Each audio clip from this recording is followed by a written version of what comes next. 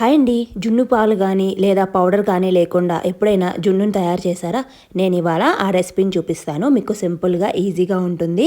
ఒక గిన్నెలో 2 గ్లాసులు చిక్కటి పాలు వేసుకొని తర్వాత ఒక గ్లాసుకి ఒక గ్లాస్ చొప్పున మిల్క్ పొడి వేసుకోవాలండి. ఆ మిల్క్ పొడి ఆ పాలు కూడా వేసుకొని చక్కగా కలుపుకోవాలి ఉండలు లేకుండా. తర్వాత సరిపడా బెల్లం తీసుకోవాలి. తురుముకున్న బెల్లాన్ని కూడా వేసుకొని మొత్తం అంతా కూడా కలుపుకోవాలండి. దీంట్లో ఎలాంటి బెల్లం ముక్కలు ఉండకూడదు. అలా మొత్తం కరిపోయేదాకా కలుపుకోవాలి. తర్వాత మిరియాల పొడి, యాలక్కాయ పొడి కూడా వేసుకొని మళ్ళీ కలుపుకున్న తర్వాత దీన్నంతా కూడా వడకట్టేసుకోవాలి ఇంకో గిన్నెలోకి. ఇలా వడకట్టుకున్న పాలని వేరే గిన్నెలోకి తీసుకోవాలండి. తర్వాత ఇంకొక పెద్ద సైజ్ గిన్నెలోకి ఒక సగానికి నీళ్లు పోసుకొని మనం ఏదైతే పాలైతే వడకట్టు పెట్టుకున్నామో ఆ గిన్నెని దాంట్లో పెట్టేసుకొని ఒక 45 నిమిషాలు హై ఫ్లేమ్లో పెట్టుకుని ఉడకబెట్టుకుంటే వేడివేడి జున్ను అయితే రెడీ అయిపోతుందండి. వెంటనే దాన్ని కదపకుండా కొంచెం సేపు వదిలేసిన తర్వాత దాన్ని ఫ్రిడ్జ్లో పెట్టుకొని సర్వ్ చేసుకుంటే సూపర్గా ఉంటుంది. రియల్ జున్ను లాగా చెప్పలేను కానీ ఇదైతే కొంతవరకు అయితే బాగుంటుంది. రెసిపీని ట్రై చేసి ఎలాగుందో కామెంట్ చేయండి. వీడియో నచ్చి సబ్స్క్రైబ్